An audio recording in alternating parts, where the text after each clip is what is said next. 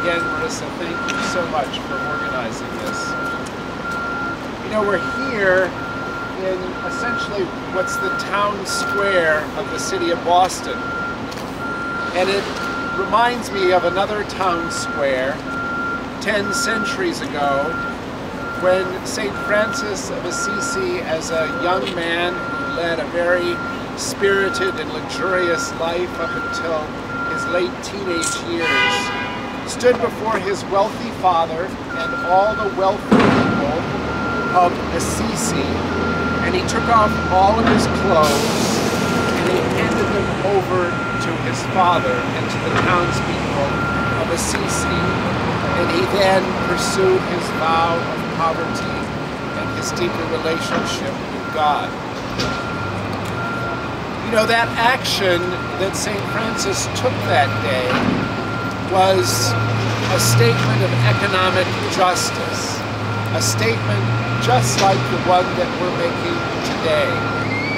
Because we know about that particular period in history that there was a rising, wealthy merchant class in Italy and throughout Europe that had never, ever, ever been there before. And what St. Francis could see by participating in that merchant class and enjoying himself in the luxury of a fine home and wonderful food and wine was that somehow that wealth was separating all of those people in Assisi and beyond from who they were. That somehow the wealth was making them separate from not only people, but the whole of creation. You know, we see these wonderful statues of St. Francis in gardens, and every early October around St. Francis Day we invite all the animals into chaos in our churches and we bless those animals, and it's a wonderful thing to do. But it's not truly what St. Francis was all about. What St. Francis was really all about was economic justice and economic reconciliation. He wanted everybody to see that all of creation was connected, and that unless we saw that we were connected to all of creation, we somehow were losing our humanity. We somehow were losing our connectivity with one another. We somehow were losing who we are as those who were made in the image and likeness of God. What you're doing today, what we're doing today, is an act of reconciliation, not unlike that act of reconciliation that St. Francis made on his own with just a few people gathered together. We're standing here before a branch of Bank of America right over there.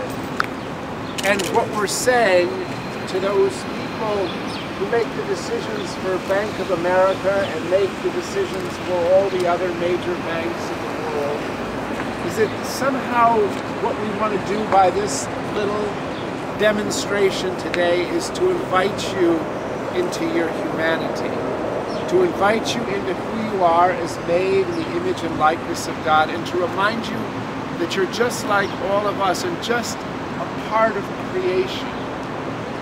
We want your restoration as human beings. And what we're saying in a further sense is that somehow we need you. We need you if we're going to be fully who we are as well. You know, God will use this action that we do today. When we were walking over here, I said to Jeff, so how many people are there in this demonstration today? And he went out and he counted all of you. And he said, oh, 400. Jeff knows how I like to inflate numbers. And then he said, probably about 50 of us. 50 of us, a small number. But in the mystery of God, God will use this demonstration. And God will use our intent today and our prayer today to make possible the tremendous economic reconciliation that's needed in this country. You This is not an event that's done in vain today. You know, I think every major justice movement in this country and far beyond has started with one or two people, small demonstrations like this, until there's a resounding voice drawing people into reconciliation, drawing people into their full humanity. So God has great love for you, for all of us today, as we make this demonstration, as we invite these people deeper into their humanity, into the experience of what God intends for Jesus Christ. Amen. Amen. Amen.